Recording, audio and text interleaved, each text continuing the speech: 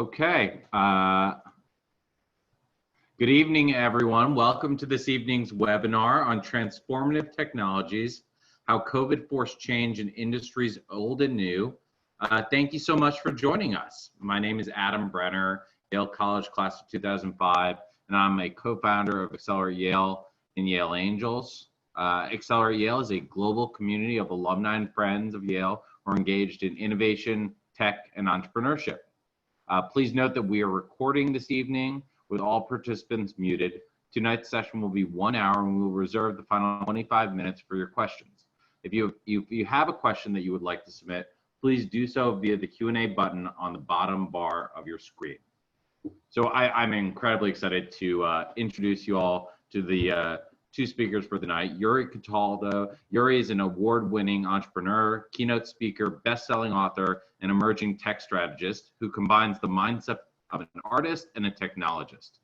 He's part of the innovation team at Autodesk and leads the industry, academic, and startup relationship within construction, robotics, AI, manufacturing, and blockchain. Yuri received his MFA in design from the Yale School of Drama. Alp Kucukelbir is the chief scientist at Faro Labs, which builds industrial machine learning software. He is an expert in white box modeling, a type of machine learning that is more explainable and easier to use in the real world. He has published multiple papers with over 3,000 citations and is an adjunct professor of computer science at Columbia University. Alp received his PhD from Yale University, where he won the Best Engineering Thesis Award. So I'm incredibly excited to introduce the two of them for a chat tonight on transformative design. Great. Thank you so much, Adam, for the very nice introduction. Yeah. Adam, thank you. Alp, it's good to see you again. I'm glad that we all could wear our blue shirts and glasses tonight. It's a nice synergy that we've all had. I think that's great. Agreed. I might consider shaving this off just trim it a bit. Yeah. So Alp, obviously right now people are here to talk about what's happening because of COVID, which is the big elephant in the room. So in your industry, I wonder if you could talk a bit more about the changes that are happening in heavy machinery that you've witnessed before COVID and then what's happening now because of COVID. Yeah, absolutely. So to kind of give a little bit of color to where I'm coming from, at Faro we work with heavy manufacturing. So think about sectors like metals and mining, steel, aluminum, over to kind of automotive, which is a little bit more kind of assembly oriented, to chemicals.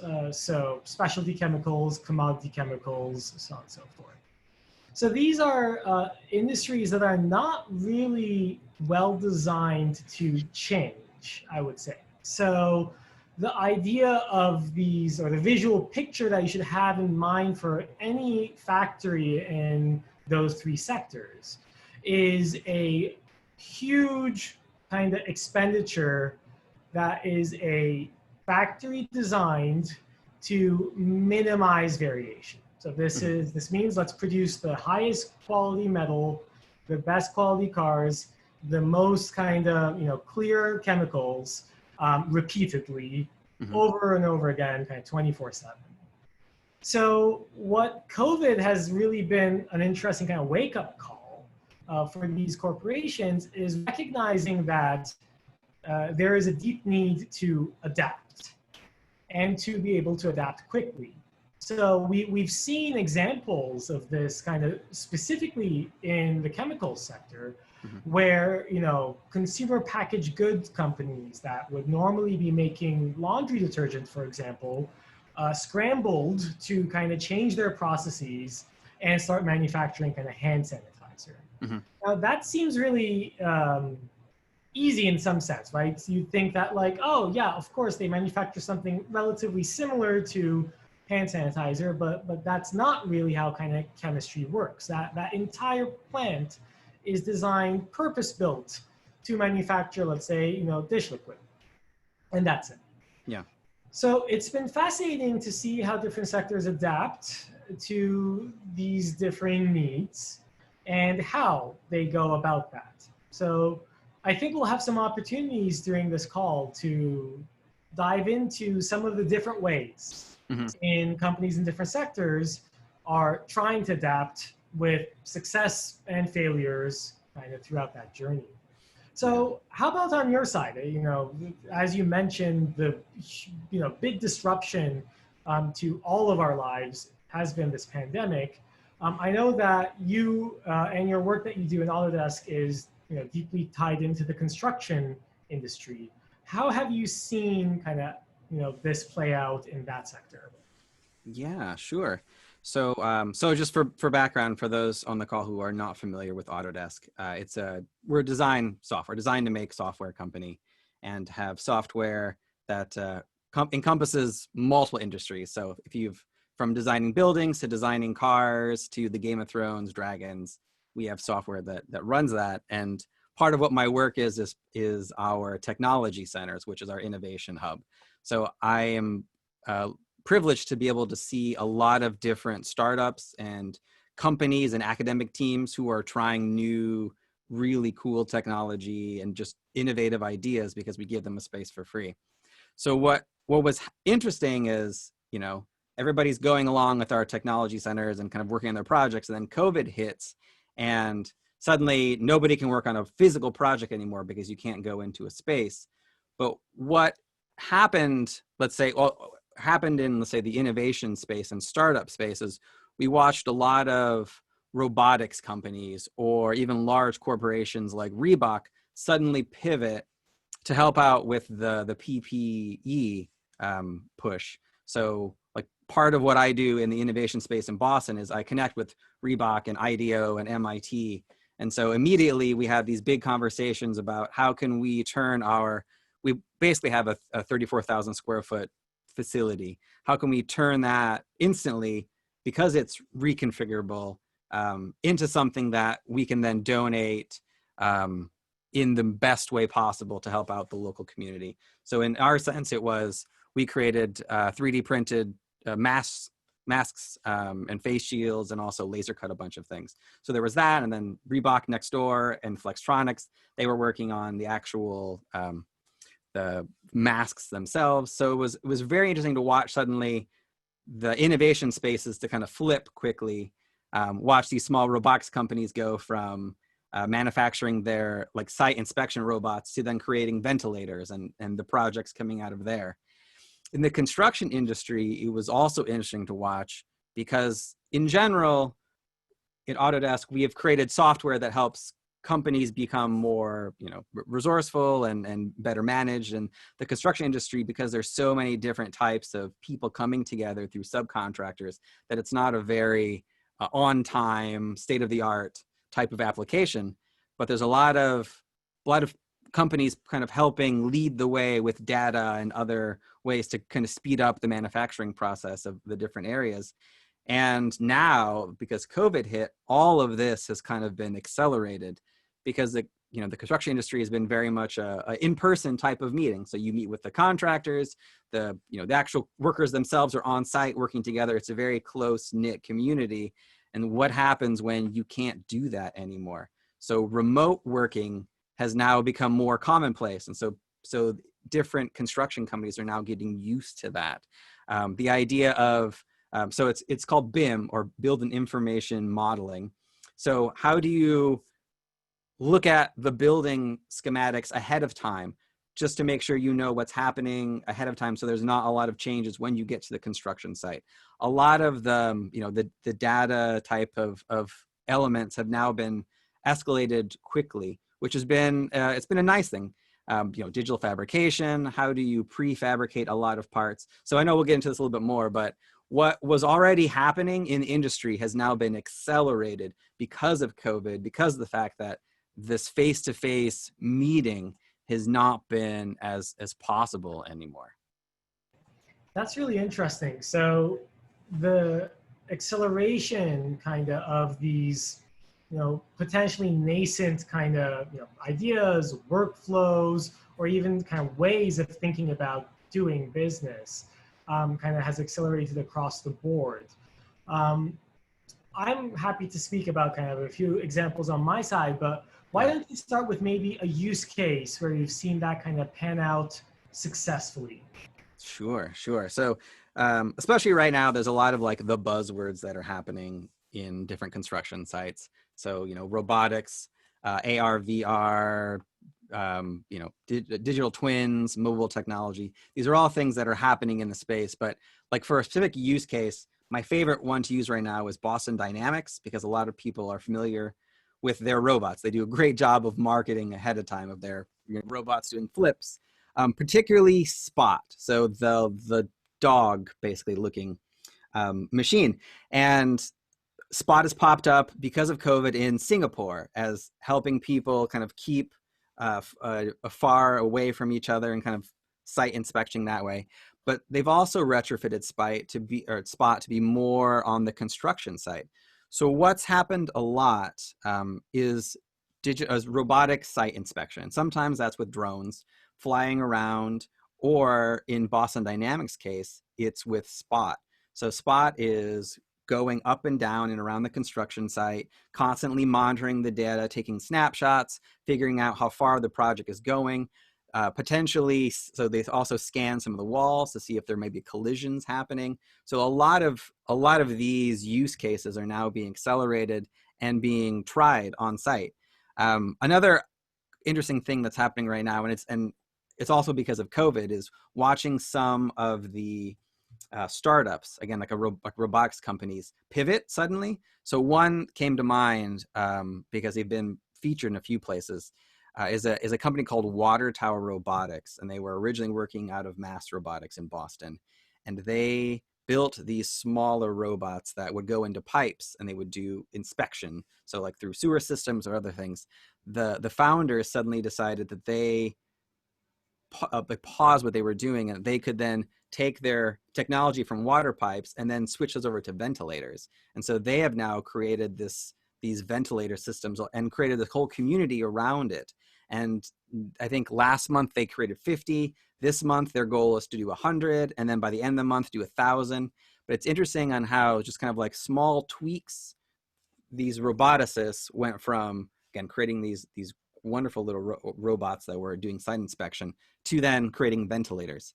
But on your side, though, what are some case studies that you've seen pop up? Yeah, that's fascinating to see, especially, you know, when startups are kind of, there is a notion of kind of considering startups to be quite kind of agile, but still, you know, there's significant kind of cost and risk to be pivoting based on these types of external circumstances. What we've seen in these kind of heavy manufacturing sectors is that sectors that were already changing their workflows to a more circular economy were better prepared to adapt to this challenge. So this circular economy notion is mostly around thinking about recycled material rather than raw ingredients, kind of pure ingredients. And there are a variety of kind of, you know, ideas around that.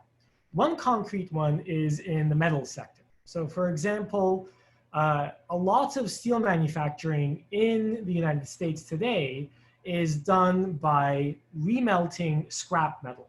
And the source of scrap is typically cars. It could sometimes come from construction. And by definition, when you buy scrap, you can't really, you know, with precision, identify what you're going to get. So you melt your scrap and you test. You say, what did I get today? You know, which will by definition be a little bit different than what you'll get tomorrow and what you got the day before. So these steel mills had already started leveraging technology, data-driven methods, you know, machine learning, to adapt to the specific type of steel that they melted today from scrap. And these very companies are also the same ones that can then adapt to changing conditions, especially in the markets.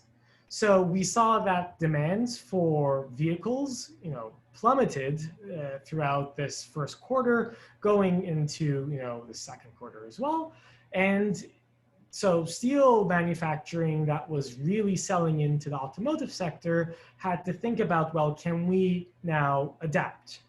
If construction is still going, strong, can we then adapt our manufacturing to cater to kind of market demands?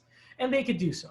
So it was interesting to see how a separate mindset, which was to say, let's not mine raw materials from the earth or buy raw materials from various parts of the world, but rather try to recycle the steel that we already use within our own communities. And this is a decision that was made maybe 10, 15 years ago. Set them up to be in a more adaptable and agile position now during something like the pandemic. Yeah. So it's interesting that you've already kind of done the recycling portion, because one thing I wanted to bring up was, so obviously we have got COVID, which is a massive world crisis, but in a bigger, let's say, model around the corner from us, we have got climate change and how larger industries are then adapting to that. So you've already kind of mentioned recycling, but beyond that, with environmental factors and everything else changing, what are some other issues and other things that you've noticed that these manufacturers are adapting to?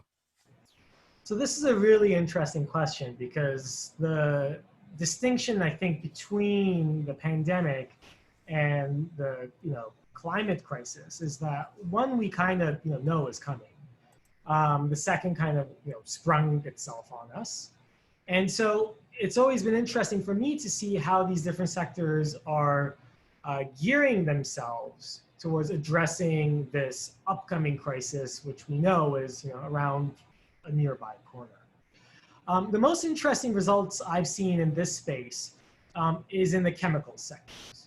So the chemical sectors are now trying to think about how can they, from the design of their plants, build in this idea of taking what would previously be considered emissions or some sort of side output, and thinking about how that can be used as a valid input to another product. So the idea here is to say you manufacture some chemical, that chemical reaction produces some side output. And maybe 50 years ago, 20 years ago, you would just dump that, or you would process it and try to just get rid of it. But now you might say, okay, well, next to that factory that produces that first product, can I build a second factory that would take that side output and leverage that to produce something else that I need? Now that becomes a much more challenging problem because of the same notion that the steel manufacturing sector faces around you don't know what you're going to get. You melt some scrap steel, you don't know what you're going to get. In this case, the side output of your first process is not controlled. You're not trying to produce that side output, or it would by definition be your product in some sense. So how do you build the second plant that uses something that we would have just emitted and adapt to its properties and qualities to produce something that is useful for us?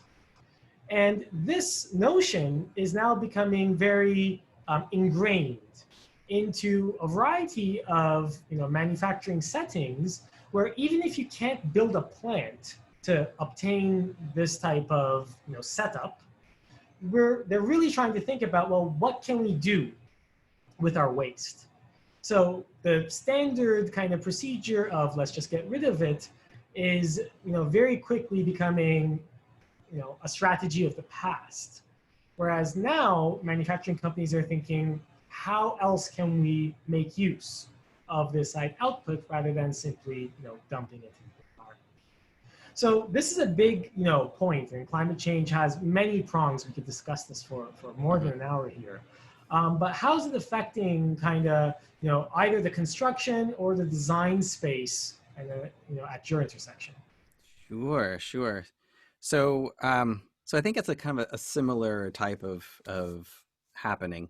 So like on the construction space, so the move to green buildings and recycled materials has been a big push. The construction industry in general is a wasteful industry. It's especially like if you just think about like building a house, you know, a team will just show up and drop off a bunch of lumber, and then you cut it to size on site, and there's a lot of waste. So a lot of the work that's happened in the last few years is around prefabrication. So how can you create, whether it's a house or a wall or, you know, different, even the studs, in a controlled environment that have already been measured and pre-drilled and cut to site, and then you ship them on site and kind of assemble them kind of like a, you know, in a kit. So that's one thing that's been happening a lot in the industry, is this idea of like a prefabricated kit house that's already been set up. And, you know, prefabrication's been around for a very long time. What's happening now is the use of new materials, alternative materials, recycled materials, and just thinking differently. Also, the idea of using technology, so building information modeling again, to look at the actual type of materials you're putting into the building.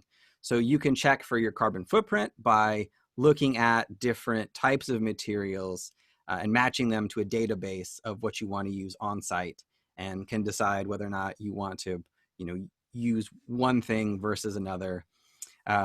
Also, there's been a strong trend toward timber frame building, or mass timber. So cross-laminated timber, mass timber panels, buildings. So there's actually been a few companies, large construction companies, been working in and around the technology centers for a while, who are looking at ways that they can use mass timber to make actual buildings out of, which will replace, again, a lot of the metal parts of that.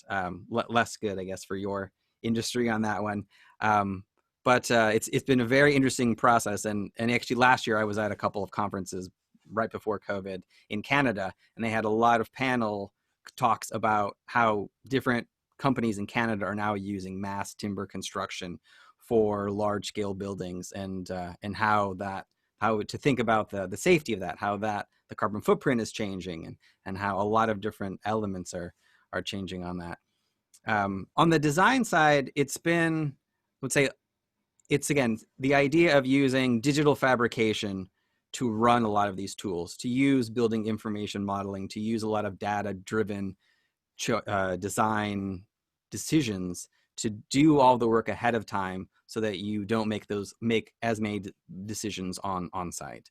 And actually, I think I forgot to bring this up too, with what's happening with COVID and the design side of it, is a lot of companies are now looking at ways that they can reconfigure the interior of buildings or the airplanes in restaurants. Like how do you use AI and a data-driven kind of setup to reconfigure already existing structures so that people can return to work safely, so they can go to a restaurant safely, so they can, you know, go back almost to a normal life safely and still, you know, maintain the integrity of things. So it's interesting to see, much like what you mentioned, recycling, on how we can reuse what we already have and make it better and stronger.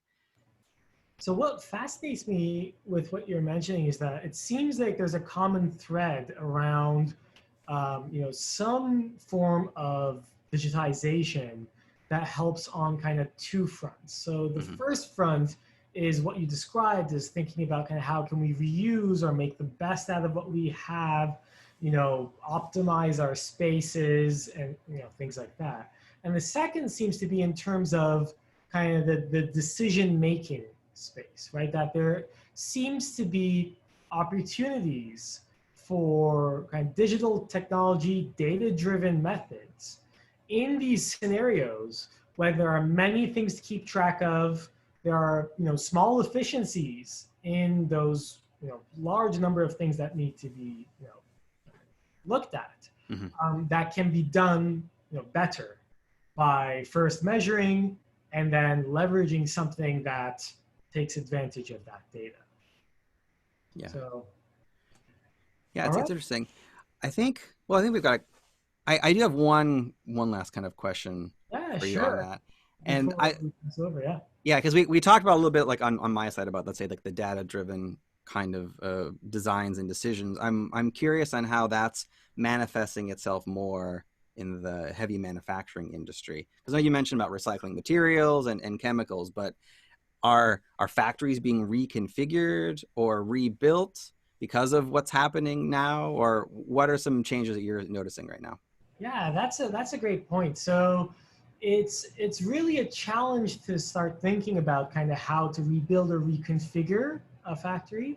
But there's definitely an awakening to what happens when there's such a significant hit to our global economy, such as the one caused by the pandemic, or arguably the upcoming effects that will come from climate change. And so what's interesting is to think about how data can help with those types of changes. And it mostly comes up around the agility. Mm-hmm. So when a factory is repurposed to produce something that it wasn't originally designed to do so, there typically is a gradual and meticulous process that the companies go through to ramp that up in some sense.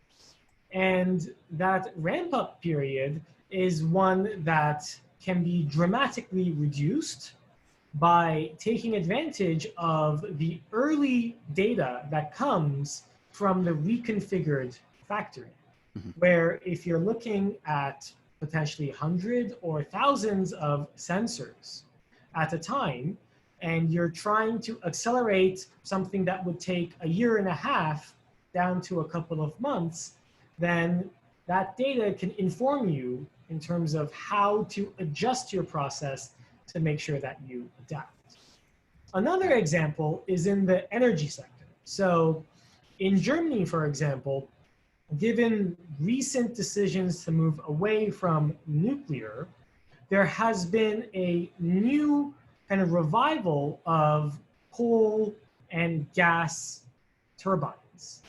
And although that sounds kind of unusual to think about it, the way in which they're using it is to complement the renewable energy sources and the natural fluctuations that they exhibit. So wind and solar have these types of kind of on and off type waves.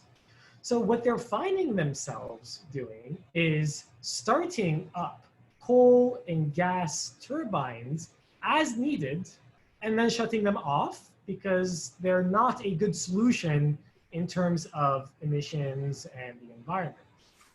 On an operational side, this causes huge challenges because these plants are designed to be turned on and you turn them off when you retire from your job. Like they are meant to be running for decades. Mm-hmm. So the on and off is a new paradigm where they are leveraging the data that they measure from these plants to be able to figure out what is the best way of now using these assets in a way they weren't designed for. Very interesting. Yeah, I think it's going to be really fascinating to think about how it continues to be nimble while also balancing against that idea of prefabrication, not having lots of waste, and how do you kind of thread the needle there? I think that there isn't an easy single answer there. I don't know, hear what you think, but it's going to be a balancing act for your sectors. Absolutely, the trade-off is very real. Yeah. So we have the first question was exactly along those lines of kind of what is from Hassan. What changes do you think that you've immediately seen that you think will last beyond 2021 and indefinitely? Have we seen a complete change that will permanently rethink kind of your sectors? I can go first if you want. Sure. Yeah, please do. I think what's been interesting is to realize how quickly markets can shift and how fragile kind of the manufacturing sector is in its exposure to that. So I fully expect, for example, there's a lot of kind of hatred towards, the plastics industry, given that, oil, derivative-based kind of, industry. But I think the more kind of granular approach to that is that single-use plastics is where we're having a lot of trouble, where the benefits that it provides versus the detriments that we're dealing with now, decades of use of single plastics is an issue.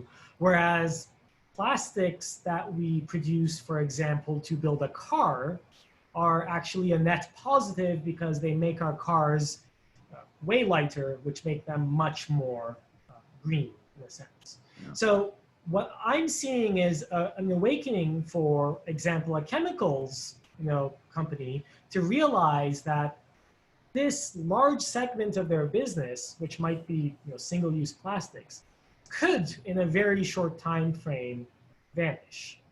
In which case they need to think very hard in terms of how they would adapt their business in a scenario like that. Because COVID has shown how quickly these kind of effects can surface in very deep ways.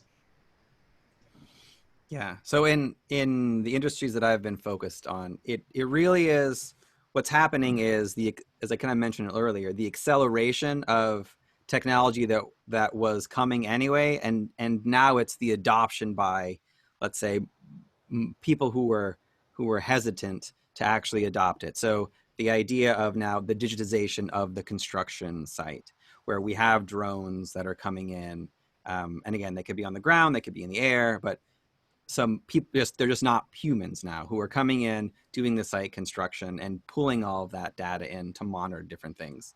To a lesser extent, there's the blockchain technology, which is coming up a little bit, which is not really prevalent, but the idea of smart contracts and how do you get automatic payments to happen once certain conditions are met. A little less so, but that's still popping up. Robotics are still a huge element, and they've been, again, even escalated since then. So either on the job site or even in, again, a controlled factory with prefabrication, and this, it's kind of like a lights out construction idea where things are built to spec offsite and then brought on site and then kind of assembled. So, as a lot of construction companies realize is, once you kind of eliminate the need for people to constantly meet face to face, you don't necessarily have to go back to that. I know a lot of companies are dealing with that too, but like that's becoming very evident in the construction space. So I see more of that escalating and speeding up now. Yeah, an interesting question that we just kind of had, which flows from your answer there, is around kind of how these transformative technologies impact the workforce. And kind of, I think both of your companies work with large corporations, and how do you sell this to not only the company and the top co-management, but also something that's not just, gutting workforces or unions or things like that? And I know that's a political question, but I think it factors into the balancing act that you all have been talking about. So go ahead. Yeah, so definitely. So you're right. Like it is a very real idea or thing that people are watching and keeping tracks of, especially in these industries now. So one thing that we like to think about is it's not so much replacing the workforce, but augmenting the workforce. And one example I have, it's a startup out of upstate New York called Construction Robotics. And they have a bricklaying robot. So if you Google them, they have like the world's first bricklaying robot. It's actually beautiful to watch. And what they have done is they still have the same amount of workers.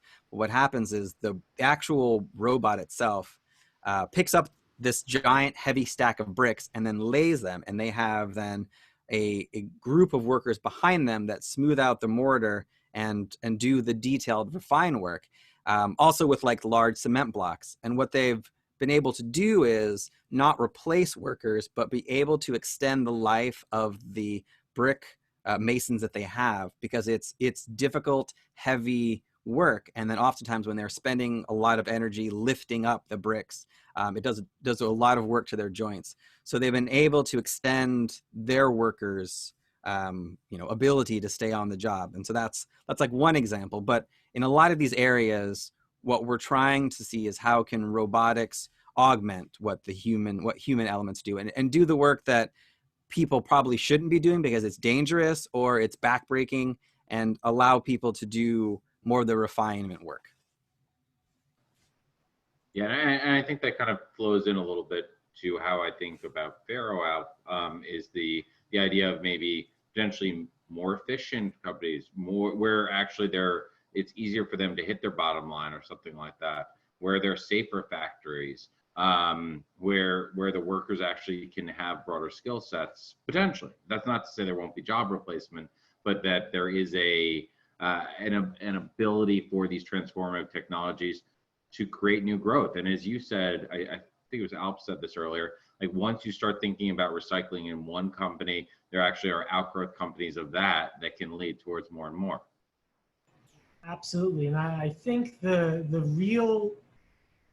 reality that these older sectors, and I might even speak to construction here, kind of bundle them together, is that I think they're only recently realizing that they also have to become so-called data companies. Like that this literacy of being able to measure precisely your own operations, to leverage that to gain insights, and ultimately become, as you described, more agile, adaptable, is a requirement of the upcoming volatility. And COVID-19 was just an example of some form of volatility that we can now expect potentially going forward.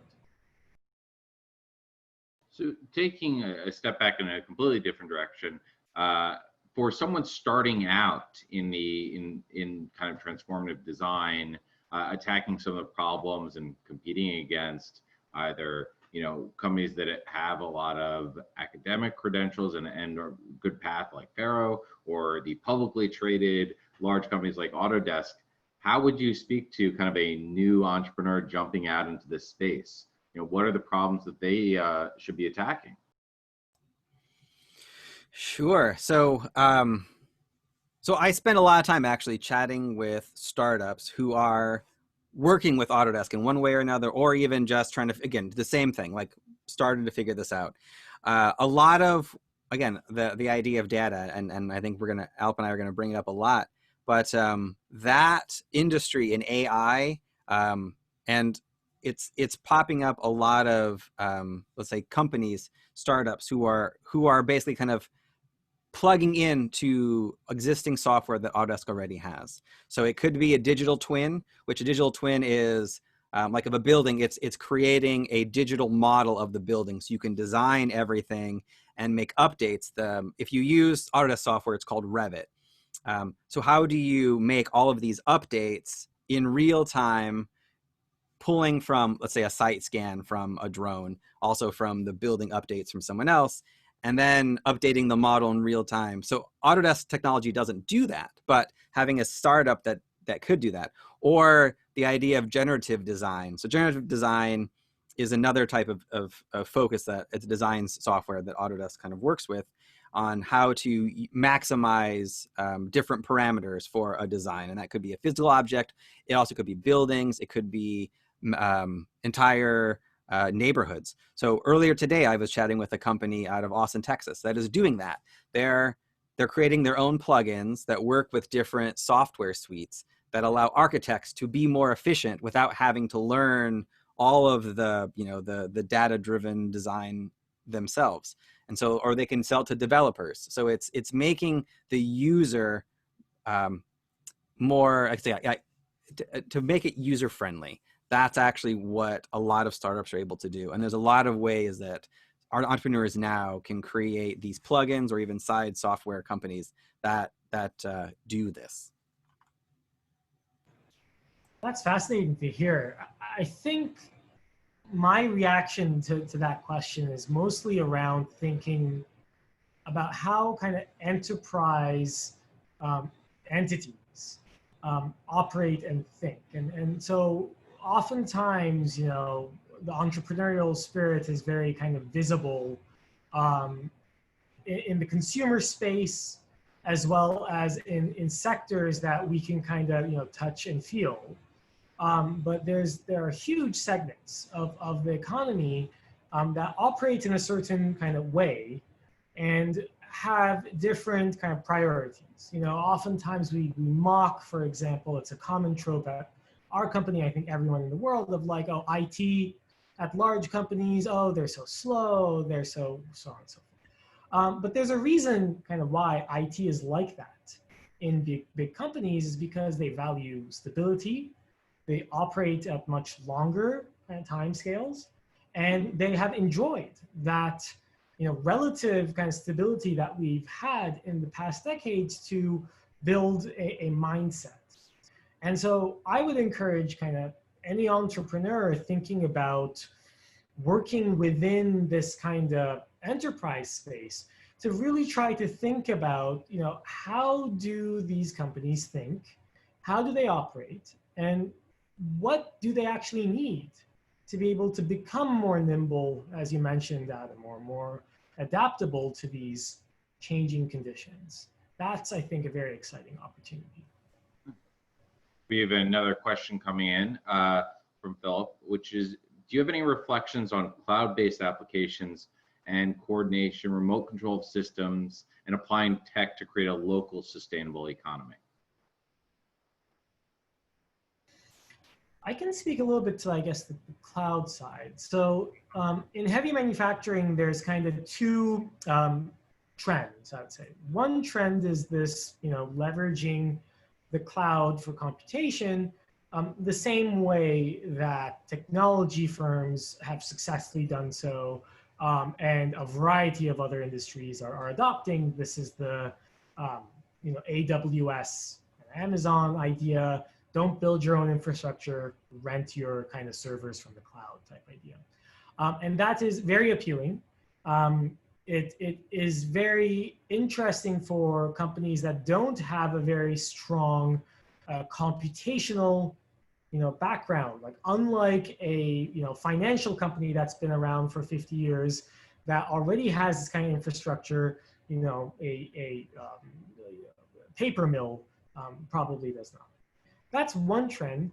Another trend is towards this kind of what you mentioned, the local idea. What's happening a lot in manufacturing is thinking about edge computing. So the idea here is that you now have people on the factory floor who themselves are able to either measure new things or access measurements in a way that they typically couldn't through either a device, like something that they can bring with them, a wireless device that measures something, that tells them something about what they're looking at, or more commonly, like a type of iPad or something, some sort of tablet that augments their ability to do whatever work that they're doing.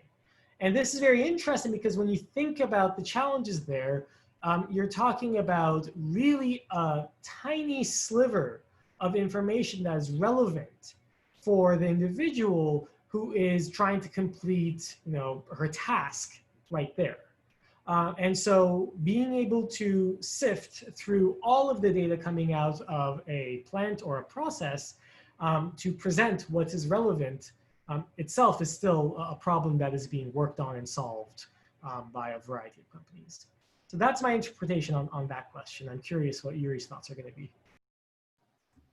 Well, I mean, it's going to be actually very similar to what you just said, because a lot of the same, I mean, I think we're seeing a lot of parallels in multiple industries, because part of, you know, what's interesting in the construction space is how do they learn from manufacturing and create like manufacturable sites on this. So a lot of the, again, the how to pull then store data in the cloud, pull it down on mobile devices, localize it. So yeah, I'm just gonna, again, I feel like I'm just gonna like repeating what Alp said, but it's because you've nailed it right there of how it's happening right now. It's a good question. So again, on the other side, going from early stage to, are there moonshots that you are kind of excited and looking forward to in the design fields that you think maybe a few years out, but you're really excited to hear about? Fully mastering quantum computing. Alp was speaking a little bit about edge technologies. Would love to kind of hear what you all think is on the horizon as exciting stuff. I can go. Sure. I mean, I'm personally biased on the kind of machine learning side, and so advances in that field, are particularly top of mind for me.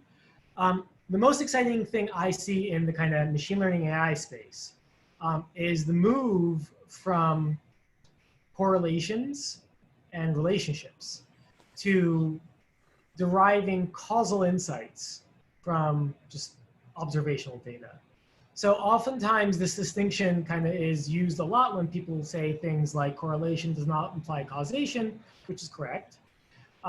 It's very expensive to actually identify causation. In fact, the pharmaceutical sector, this is why they spend millions and millions of dollars conducting randomized controlled trials to identify that indeed a drug and the specific drug is having the specific effect that it should have, so on and so forth. What's very exciting is that the machine learning and AI community is very interested in saying, well, that's expensive, but we gather all this data all the time from a variety of different sources. They're not controlled trials, but they actually include a lot of information. How do we go beyond just saying that these two things seem to be related to each other to this thing seems to cause this thing? And that area is of personal interest to me. I think it's going to really make a lot of new use cases possible, especially in terms of the usage of data in policymaking, right? When you can say, for example, I am measuring, like Google measures everywhere that you go. That's how they figure out whether there's traffic on the road on Google Maps, right? So can you then say like, well, installing a city bike in this intersection is going to reduce the average commute or the average traffic, of people passing through that route? Like that is a question that actually you'd have to run this kind of trial to really figure out the cause of. But can you use, more upcoming advanced machine learning techniques to answer that question just by the data that you're observing? That's my 2 cents. I'll pass it on to Yuri here. Yeah, interesting. So I think I got a couple of moonshots, and one is like a literal shot, well, more of a Mars shot. So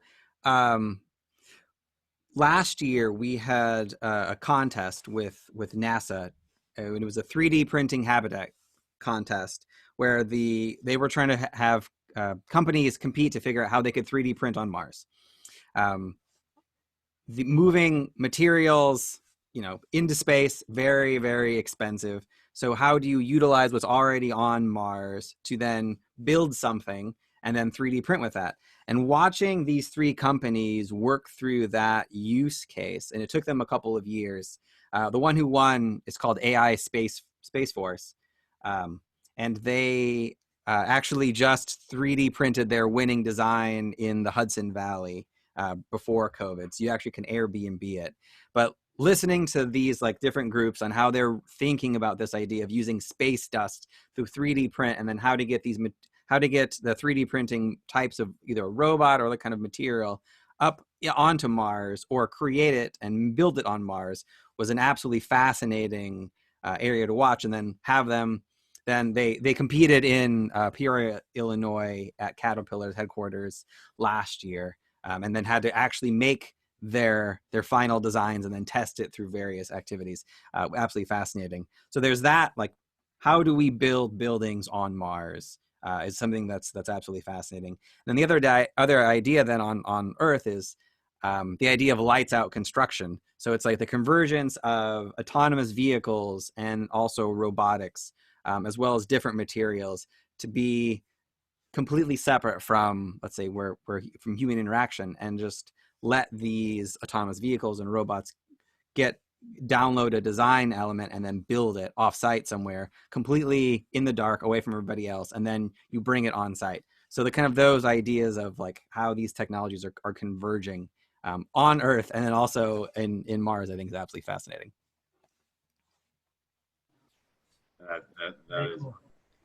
That is really cool. I love the idea of the Mars design, and it is, we'll see where this all goes. Well, I think unless there are any other questions for Alp or Yuri, if there's anything else you want to add, I just want to thank you both for your time. This has been a really exciting and interesting conversation. And can't thank you all enough for hopping on this Accelerate Yale webinar. Yeah, thank you for having us. Yes, thank you, Adam. This has been an absolute pleasure. Likewise. Thanks all. All right. Bye, thank you.